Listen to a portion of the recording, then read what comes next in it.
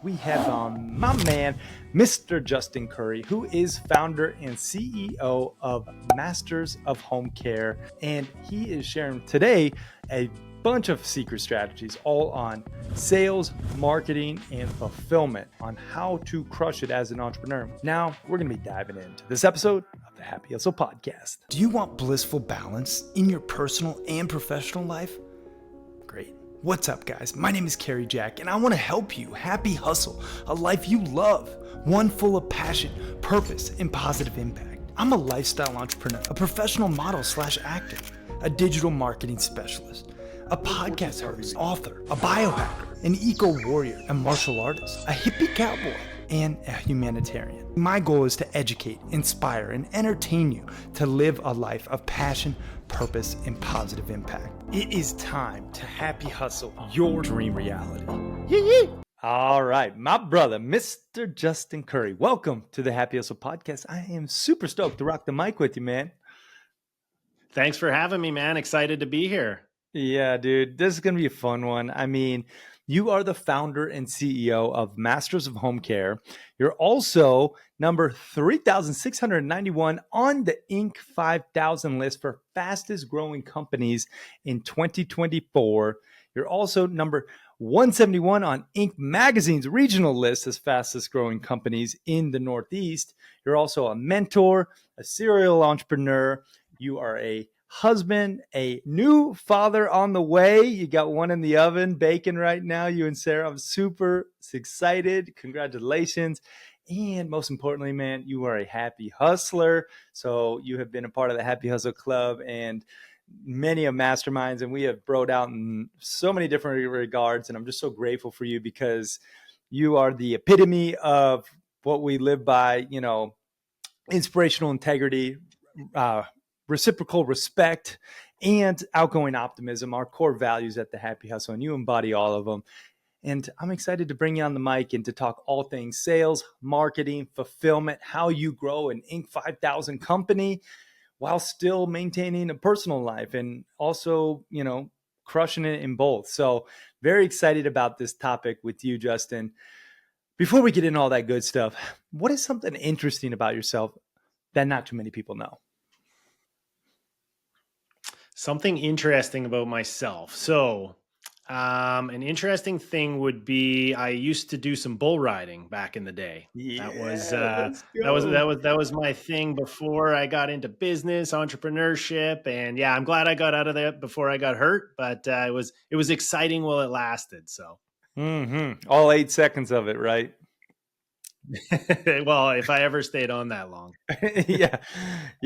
That's like much of my cowboy friends when they say they rodeo, and I'm like, do you bull ride though? Because that is just next level cojones. If you bull ride, like, or if you even know any bull riders, it's next level. You got to have balls of steel. And I've been on a steer or two, and you know, a couple of bulls in the Nashville bars. Shout out to Kid Rock's bar. But you know, there's something to be said about just being on this massive beast, and yeah, good for you for getting out before you got really hurt, because it's a matter of time. It's not if, it's when, right? that's right. Well, as entrepreneurs, we tend to push the boundaries, right? We're adventurous. We like to try out different things. So, Yeah, very true, man. Very true. All right. Well, speaking of entrepreneurs, I want to specifically talk to all the aspiring and you know, entrepreneurs out there who are currently getting after it but want to grow, want to scale. You've been able to grow your company to hit the Inc. 5,000 list, which is no small feat. And it's a testament to your willpower, your discipline, but also your radical prioritization. And I want to start here because this is where I think a lot of entrepreneurs miss it. They just don't know what to do when. They maybe prioritize things that aren't truly needle movers. When you talk about radical prioritization, let's first define terms. What does it mean to you?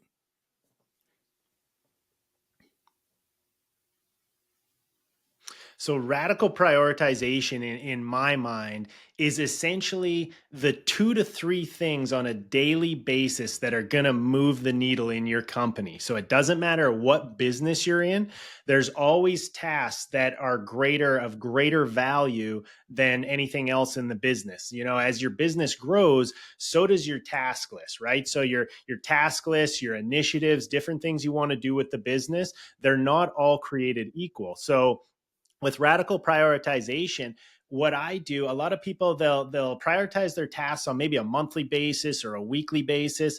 I do it daily. The Mm. night before, I'm looking at the top 3 tasks that I need to be doing the next day that's going to move the needle in my agency.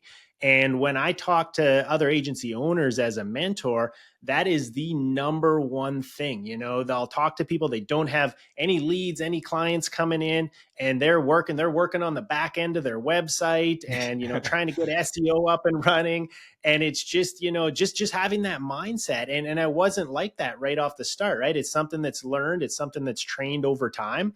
But when you really prioritize what you're doing, it actually takes off a little stress and overwhelm as well, right? Because when you're prioritizing tasks and you're doing that on a daily basis, the needle starts to move.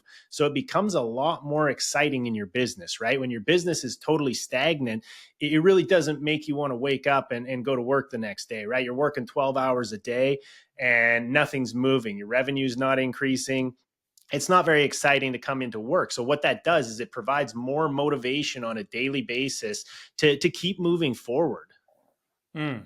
Yeah, it really does. I mean, I like how you break it down. You only are looking at three things, 3 things a day. And I talk about our key three, our MVTs, the most valuable tasks. And I do very similar exercise. Hey, what are the key 3 things today? If I do nothing else, will be a win, right?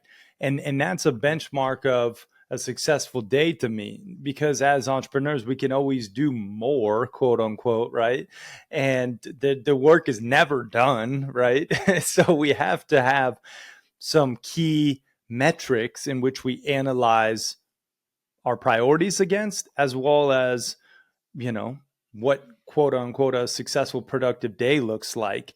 So let's break it down a little further. So you're looking at it the night before, and you're specifically talking about needle movers like lead gen, sales, some of the stuff that is really, without that you don't have a business. How do you go about identifying the key needle movers for, let's say, lead generation first and foremost? Yeah, so for something like lead generation, I mean, you can break that down even further, right? I mean, every company wants more leads, right? So it can't just be something like lead generation. It's what are the tasks that I'm actually going to do that are going to contribute to lead generation. When you have the leads coming in, I mean, that's kind of a lag measure, right? That's something you're measuring after the fact. But it's Right. what are you going to put in place that day as a lead measure to make sure that you're putting in the work, you're putting in the steps that are going to create that lead generation. So you can break it down, you know, depending what industry you're in. For my industry, for instance, what I'm going to do is, for Masters of Home Care, is I can scale up my ads, I can put out a video promotion, I can do a challenge, something like that, to start drumming up some leads and getting some interest in the business right away. And then you start to see the lag measures come through. So really, really breaking it down, it's not just like sales and marketing or management and operations. It's breaking those down on a very, very small level, individual level. And yeah, what you're going to be doing as far as the tasks on that specific day. Mm.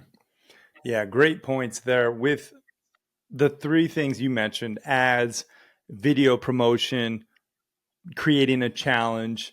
I also, want to just mention good old fashioned pick up the phone or send a DM or, pepper out an email or two. Like this stuff, this is part of happy hustling, people. 50% of happy hustling is hustling, right? Like it's both. You got to put in the hustle. And I think sometimes as founders and as entrepreneurs, we forget that, or at least we think maybe someone else should be doing it, or I'm vision and strategy. I'm like, man, specifically for this book launch, I was hitting up the homies. I'm begging them, hey, buy some books, and you bought you bought books, and I'm so grateful for you. But I mean, like, it takes that, right? You have to have that grit and gusto to get after it. Speak to that piece too. Yeah, 100%. So basically, speaking to going after it, you essentially, when you make these priorities and the priorities and these tasks, you want to make sure that as a business owner, I mean, it's super easy to get drugged back into it, right? Mm, And even as you get busier and busier, your task list is going to grow, just like I mentioned before. But you have to keep those priorities actual priority, right? I yeah. mean, you can't be sacrificing, you can't be jumping back into operations. You have to make sure that you're grinding on those priorities on a daily basis and making sure that those are the first things that get done each day. Because Mm, what I see happening all the time, and I'm 100% guilty of this too, is that I'll make three priorities, but I'll have a lot of other tasks to do that day. So I start doing those tasks. And I'm still guilty of this from time to time, yeah. but you get better and better at it over time of finishing those priorities first and hustling on those and making sure that those are going to get done.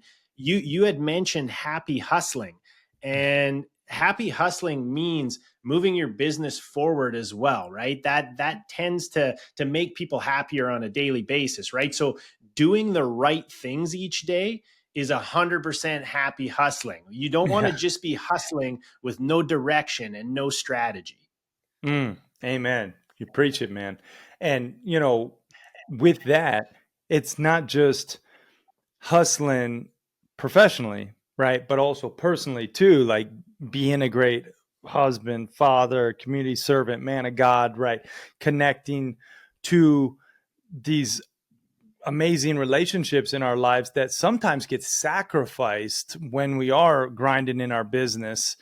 And I know you and I both have been on the other end of the spectrum where we've fallen victim to this grind culture without prioritizing our family and our fitness and our faith and some of our fun, right? Like these pieces, at least I'll speak for myself, but I feel I know you well enough to at least mention we've both been victim to it, right? How do you also prioritize 100%. this this piece to the puzzle as well when it comes to personal life? Yeah, so definitely being intentional, right? When I first started my business, we didn't have any dogs, we didn't have a kid on the way or anything like that. So it's easy to get caught up in it, right? I'm on my laptop on the couch at night, 10 p.m. The wife's watching TV and everything, and I'm sitting there working. And so being really intentional with your time. So if you're going to work on a weekend, that's totally okay. But make sure you schedule that time in, maybe from 8 a.m. to 12 p.m., you're going to work and you're going to work on those priorities. But everything after that, you're not working, you're not on your phone, you're not on your computer. So just being really, really intentional. And in my industry and a lot of industries, it's tough, right? Because you're 24/7, right? So it's really hard not to check in and see what's going on in the business.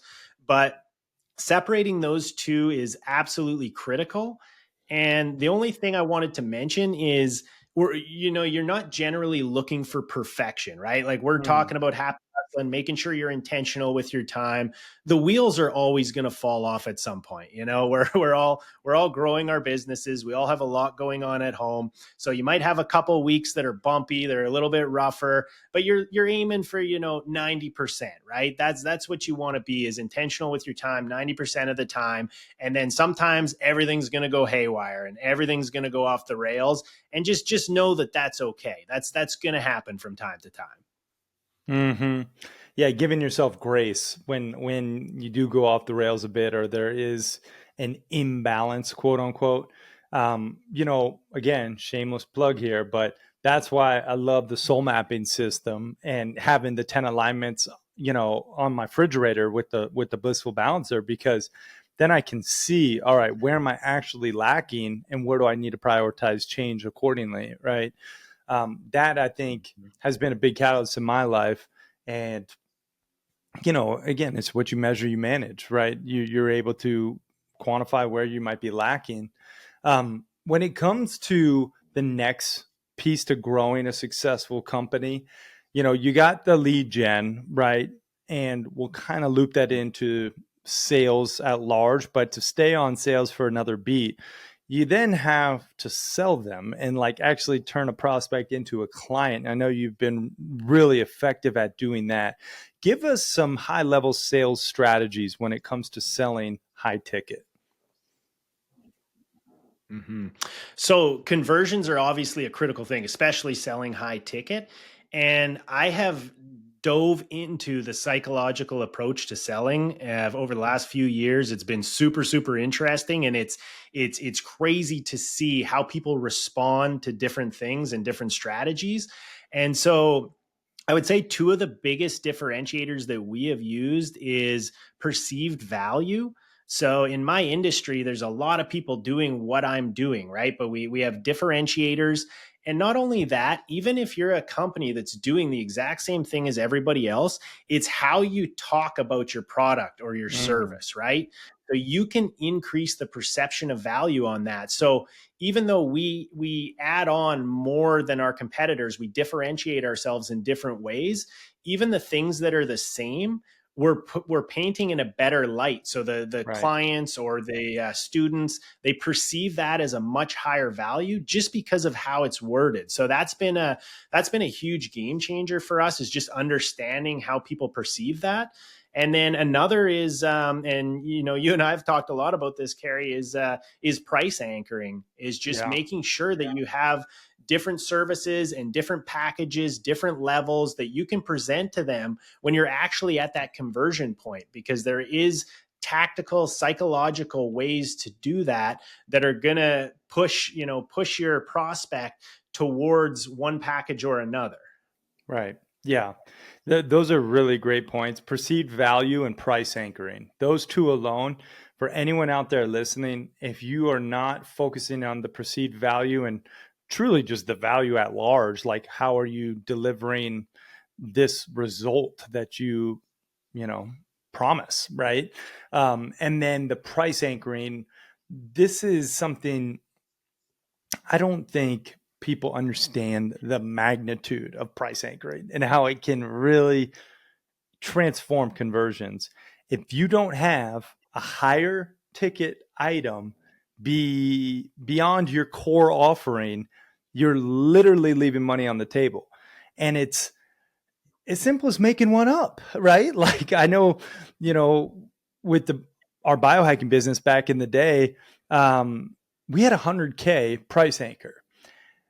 Did anyone buy it? No, no one bought it. We had almost one guy bought it, and I was like, "Really? You're going to buy this?" And then I kind of got like a little weary about it because I was like, "Damn, now I got to fulfill on this." But the main offer that we were selling was 25K, right? And so everything in relation to that 100K looks less expensive, quote unquote, like a better deal almost, because the number that I presented first coming out of my mouth was 100K.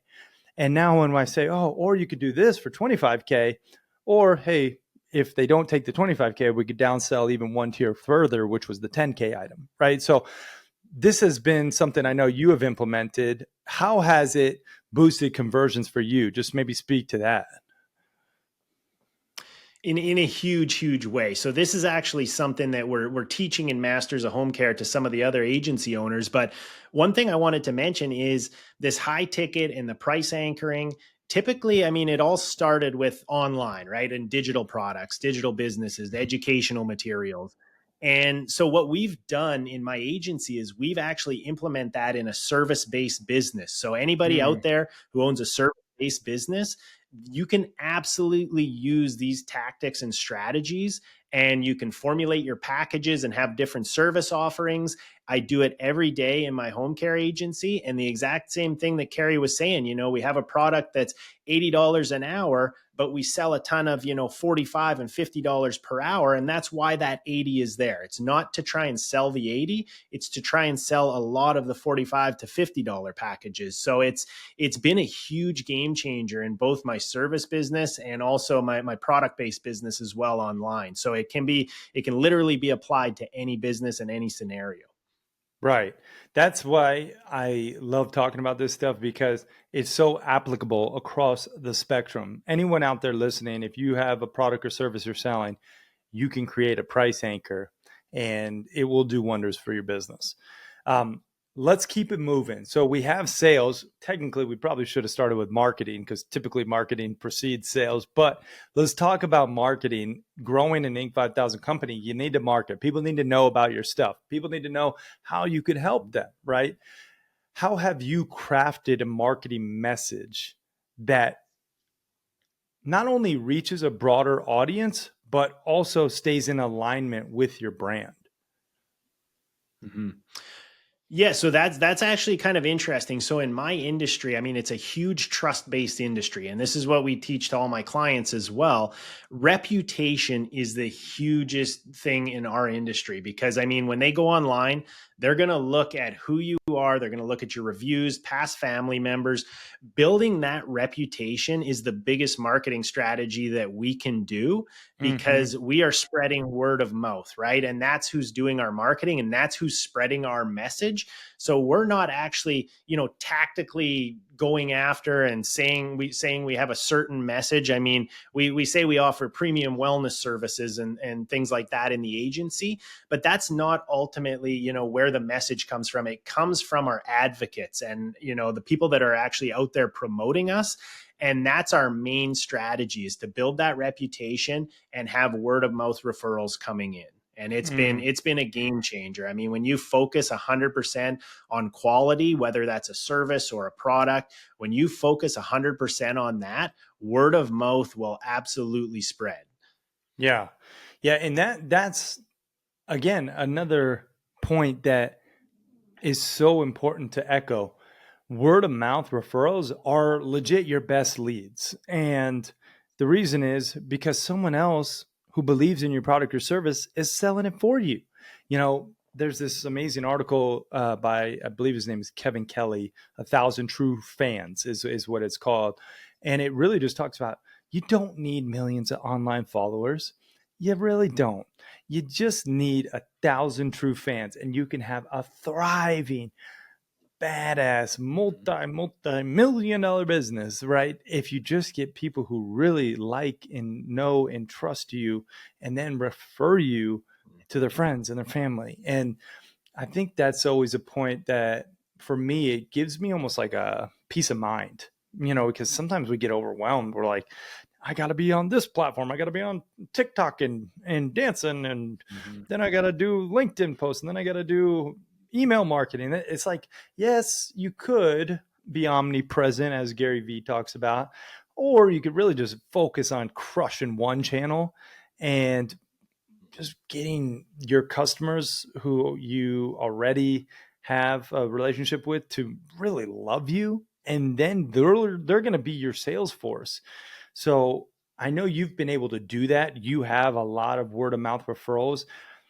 Is there anything that you've done in terms of customer service that also fits as a marketing tool, right, that you can maybe shine light on that we could emulate? Absolutely. So I would say when you sign somebody new on, it's obviously touch points, right? A lot of people think when they sign somebody new on, regardless of what business they have, the work is done, right? We'll assign somebody to take care of them.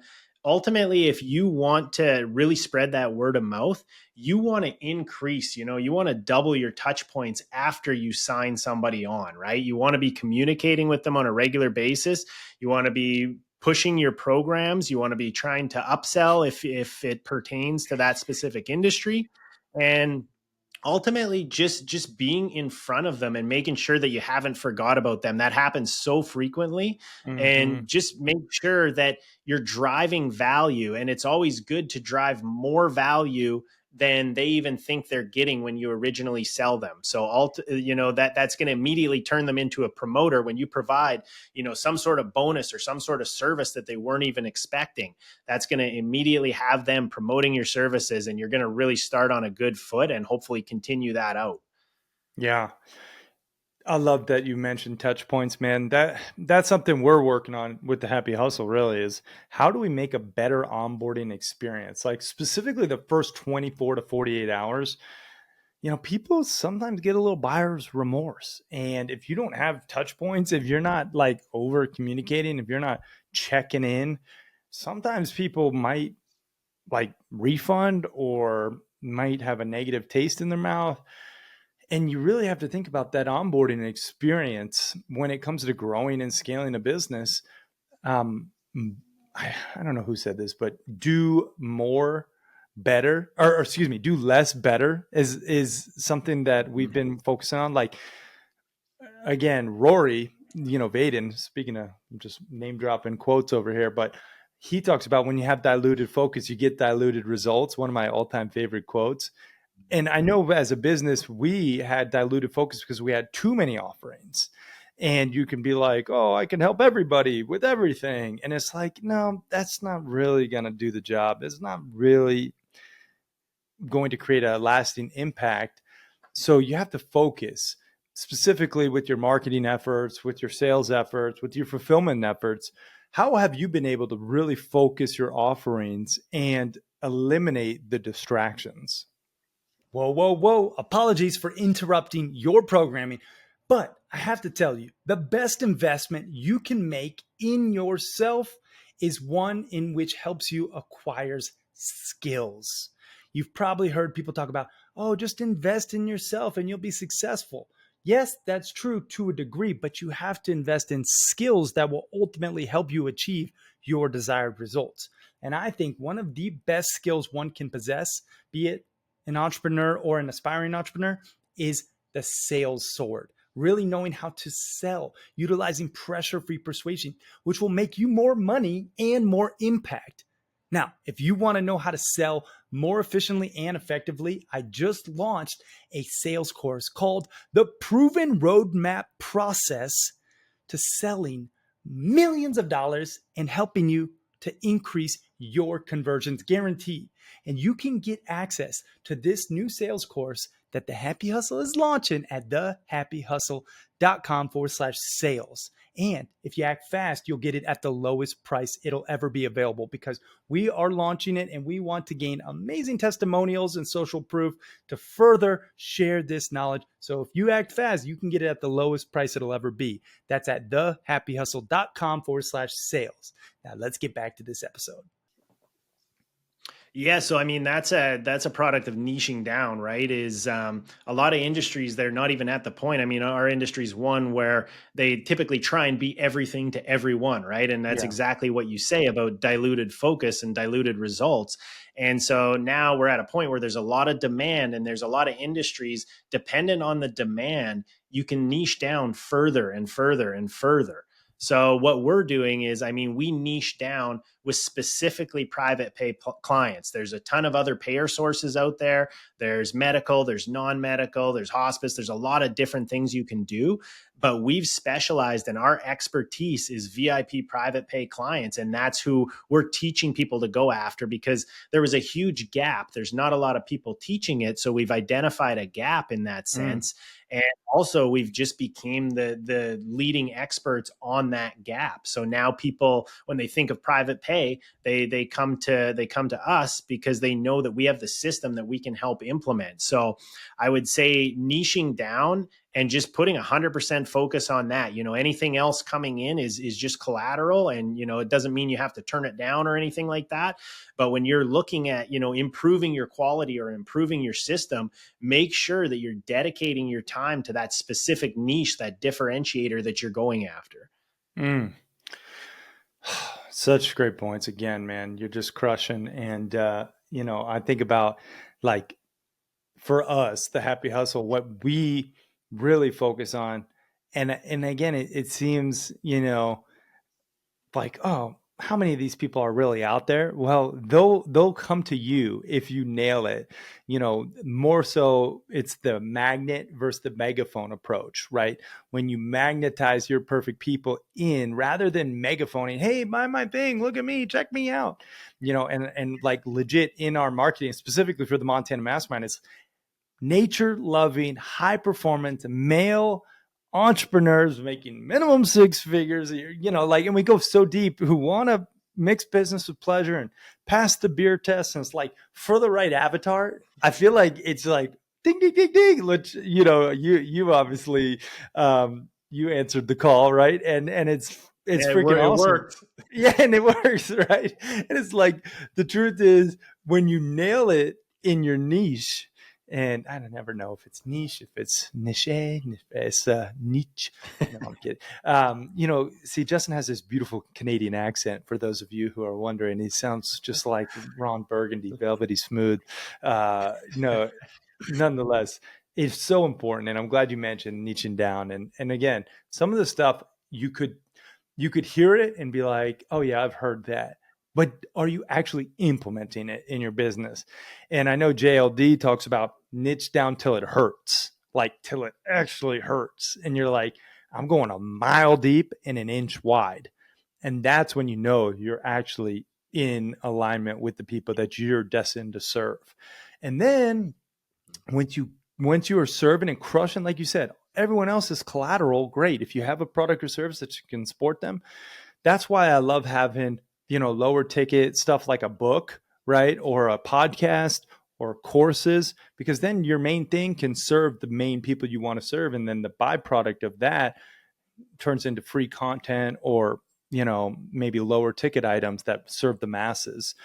I know you have stuff like that as well in your marketing. You have PDFs, you have lead magnets, you have courses. What would you say is most important to create for an aspiring entrepreneur or entrepreneur who's looking to grow and scale in terms of those lower ticket items? Yeah, so that's kind of always changing from what I've seen. There's a lot of things that work in masters of home care that they say are obsolete. Like they're saying like ebooks and PDFs and things like that. They're not a good lead magnet anymore. And I think that's in more saturated industries. So it depends on really what industry you're in, right? If you're selling a product or a course online, it might be, if it's something like, time management, something like that, is fairly saturated. You're going to need a heck of a lead magnet to be able to catch people's attention, right? But in different industries, in my industry, for example, there's not a lot of people that are teaching what I'm teaching. So to send out a lead magnet, it's basically any information, So we're still, I guess, in the dark ages, you could say, as far as lead magnet. So it really is dependent on your industry. But the one thing I will say is to test some things out. Don't make Yeah. one thing and think it's going to be a silver bullet. Test Right. some different things out and see what the results are. That's going to tell you what's working. A lot of these things you can create really easily, really cheaply with AI, with ChatGPT. Make sure that you're building a lot of different types of things. You can do your challenges, ebooks, whatever you think might work in your industry, and ultimately launch it and test it and see how it performs. Yeah.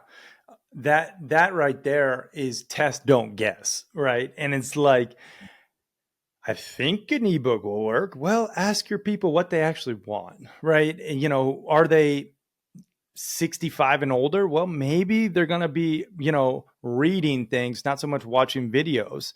Are they younger demographic? Maybe then cater it to a video course, right? Think about this stuff in terms of who you're serving and test it out. Don't just guess. I do want to pivot to fulfillment, and fulfillment we touch on like a little bit, when it comes to the onboarding process. But I want to kind of go a little different angle with you. And I want to talk about like biz ops, specifically like cash flow management. You've made millions of dollars with your companies. And then it's one thing to make it like top line, but it's another thing to keep it. Right. And then it's like talking about net. A lot of people talk gross, but net is, you know, the number that I am more proudly touting, and I know you are, and it's like that's that's where I really envy people who have a lean machine and they don't have a huge team, that they have all these expenses and maybe they got a massive top line number, but the fulfillment on the back end costs them so much, they're not making any money. When you look at the biz ops, specifically business operations, right?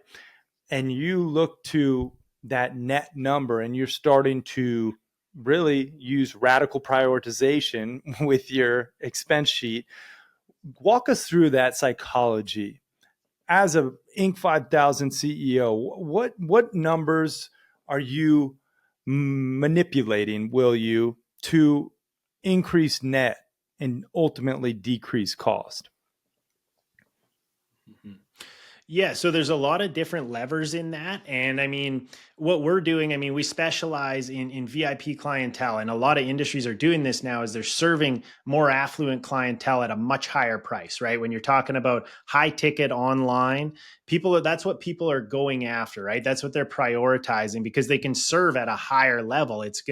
That's ultimately going to increase their margins. There's certain levers that you can't really move, right? There's certain ones that you have control over and certain ones that you're only going to be able to manipulate so much. Like, for example, if you have a service-based business, let's say, maybe you're selling plumbing or anything along those lines as a service, and plumbers are all going to make relatively in the same range, right, depending on their experience level. So you can't just say, hey, I'm going to cut that in half. You have to control the numbers that you can, and that's going to be in your services, in your packaging, in your marketing of those services. So you have to make sure that you understand which levers that you can actually control, and Mm, then you go ahead and work on manipulating those. So that's basically what I look at when I'm prioritizing. And it's important to note as well is you always want to keep an eye on those numbers, because as your business grows, hopefully it's growing, those numbers are always going to change. They're always going to be moving. They're always going to be variable. So you might have, a great net margin, but you're investing in growth. So a month or two later, it really eats away at your net margin, and you have to kind of take a stance and get that number back up to where it needs to be. So just know that a lot of the time it's not set in stone, so that it is going to move, and you're going to have to manipulate it and prioritize it on a regular basis. yeah.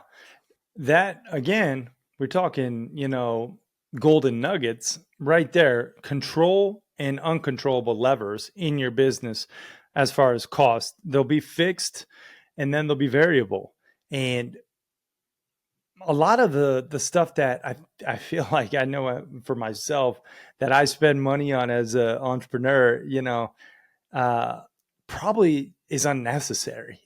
Do you ever feel that where it's like, I probably 100%. didn't need that expense, It's like, oh, do I need another subscription to services for captions on my videos? Maybe there's one that can do it all. I don't know. Like there's so many subscriptions and one of the things that I know I'm getting more cognizant of is being very deliberate with reoccurring subscriptions and expenses for the business. Now, positive with a business is you can write a lot of things off, which decreases your tax bill, which comes into net profit. So this is exciting stuff for you specifically, I'll tell you, because you can pay your new baby up to 13,000 something dollars. And, I got to say, Kaizen, he made a nice paycheck last year as a baby, because there's expenses that you do want to take on as the business owner so that you can ultimately decrease your tax burden ethically, of course. Let's just mention a couple of those things that you are very deliberate on when it comes to expenses and cutting them. Yeah, so I think it's important to note as well is with expenses, there's different types of expenses, right? There's necessary expenses, like you may Mm, need an office space or whatever. That's something that's going to be fixed, that's necessary. And then there's also expenses that just shouldn't be there, right? You might have, 10% of your expenses that you need to cut on a quarterly basis, right? So you have to keep your eye out for them.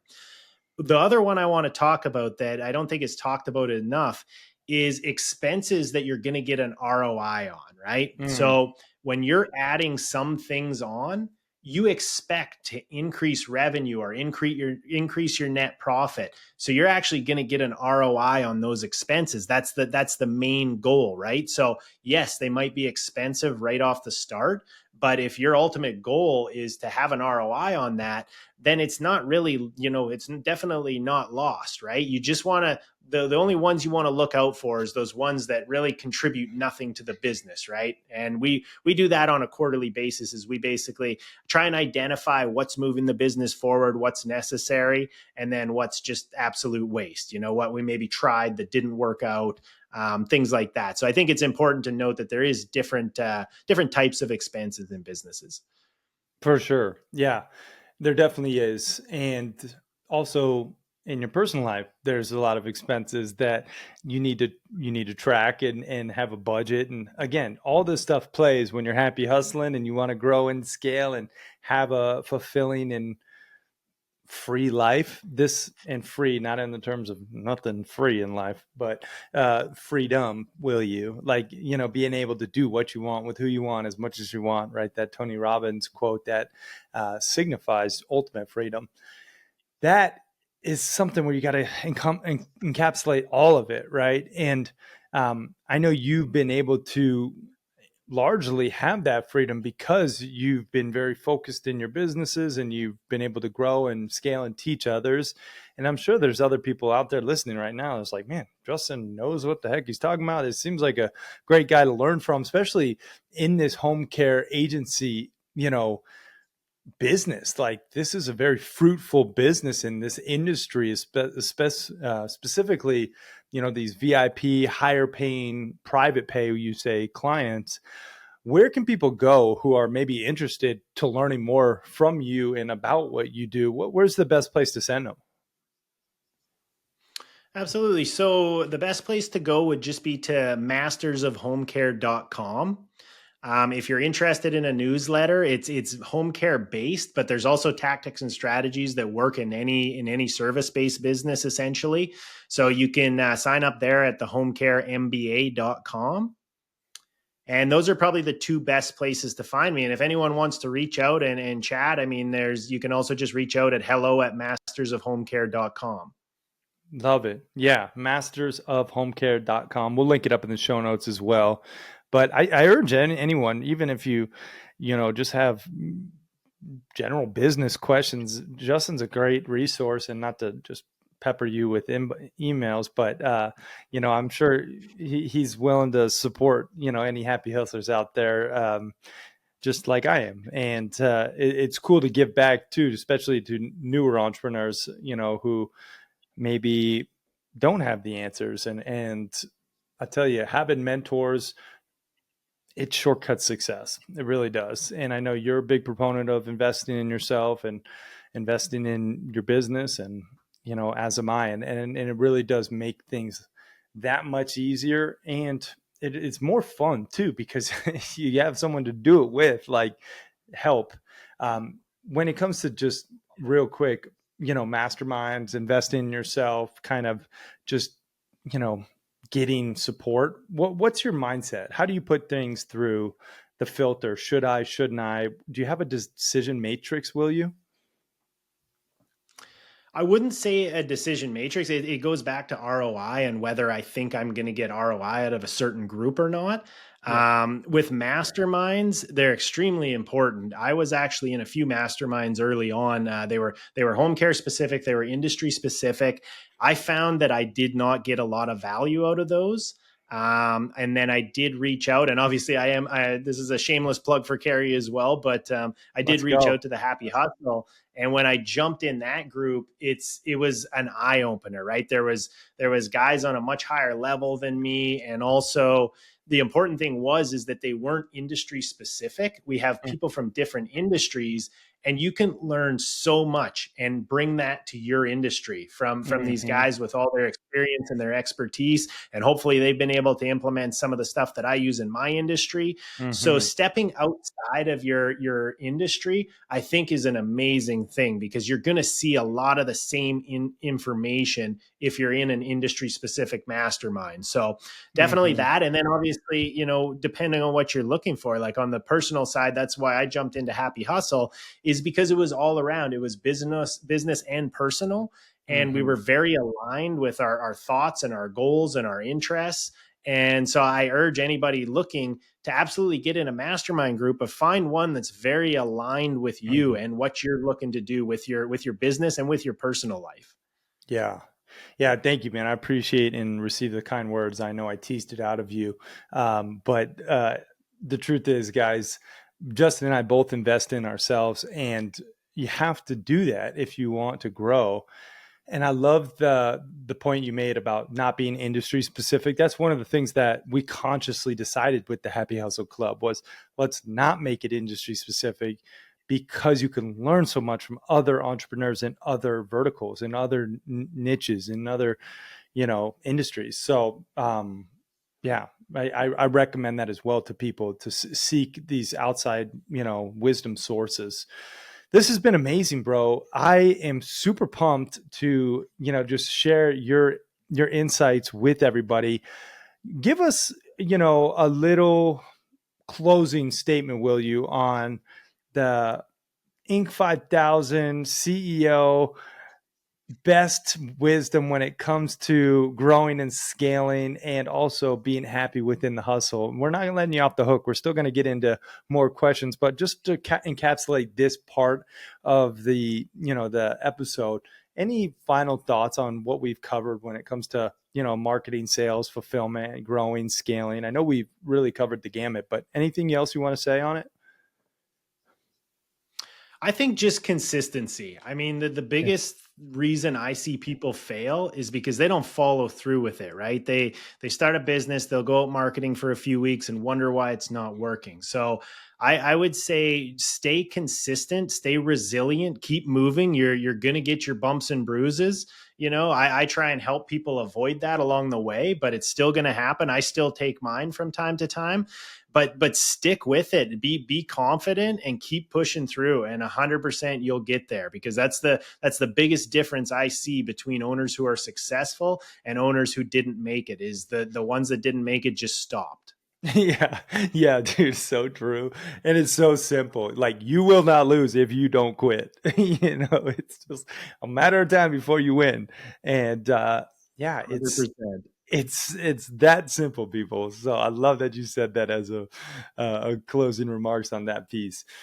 Let's talk about happy hustle hacks. This is something I ask all my guests, specifically like a happy hustle hack for your health, your money, and your spirituality.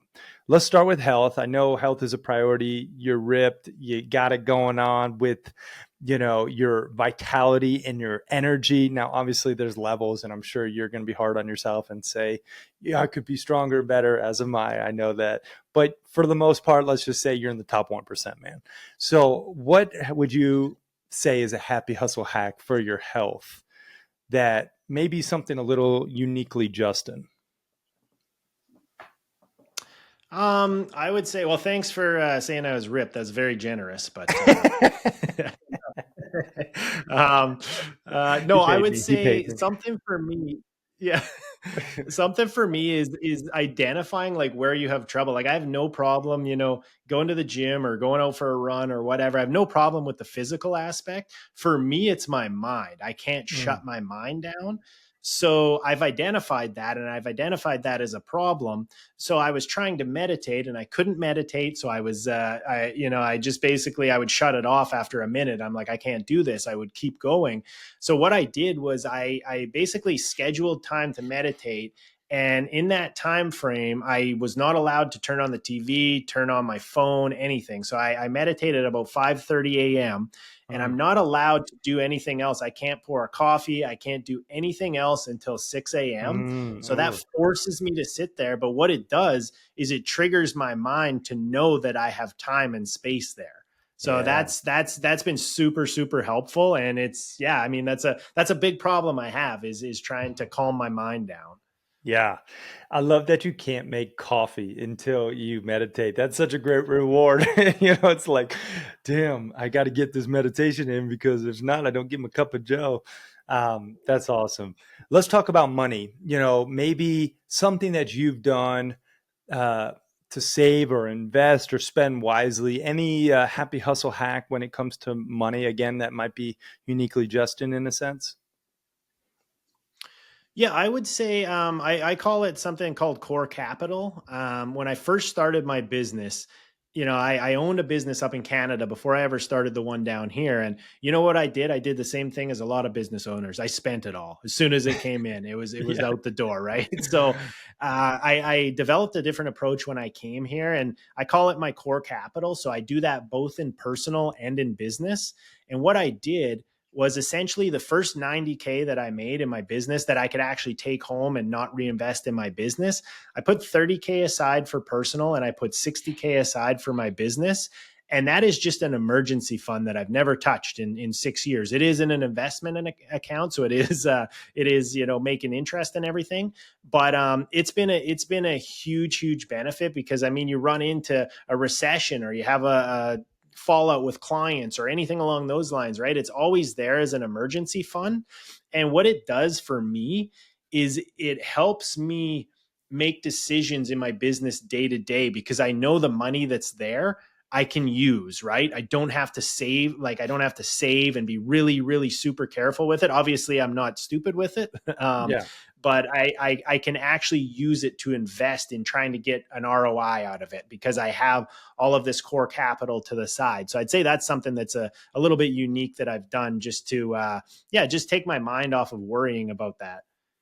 Yeah, and it really does relieve the pressure, and you can make smarter decisions when you're not operating from scarcity and you have some abundance in the bank as that emergency fund.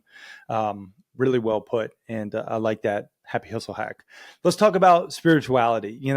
I know it means something different to everyone, and that's completely cool. And I'm open to whatever your religion or your beliefs. I just think it's important to have faith in a higher power, in some capacity. What would you say is a happy hustle hack when it comes to spirituality, something you do to connect to, a higher power? I would say for me, that's definitely been, and this is a pretty basic answer, but it's definitely been meditation. Yeah. I'm not typically a religious guy; I'm more of a spiritual guy. So that really helps me connect with doing, breathing exercises and meditation. I feel so much calmer after. I can tell on a long term basis that it's had definite benefits in that sense. I know that's a pretty simple answer, but it's the truth, and that's what's probably been the biggest game changer for me, and really, really just helped me out day to day. Yeah. Yeah. Same. I mean, and one thing, just this has been a real benefit for my marriage is praying together too. We've been doing that. I know I mentioned in the Happy Hustle Club, but man, praying together every night, and most of the time it's just me praying, especially when she's saucy and mad at me for whatever reason. If that is, I'm just, hey, we still got to pray, and I'll pray over you, and we'll say amen together. But just not missing a night of prayer has been a game changer. Justin, man, this has been awesome. Freaking A. I love talking to you. Let's move on to the rapid fire round. And this is, again, just random questions, and you answer honestly. First thing that comes to mind. Are you ready? I'm ready. I'm ready. Okay. Favorite food? Go. Pizza. Favorite movie? Ooh, Armageddon. Favorite book? That's a good movie.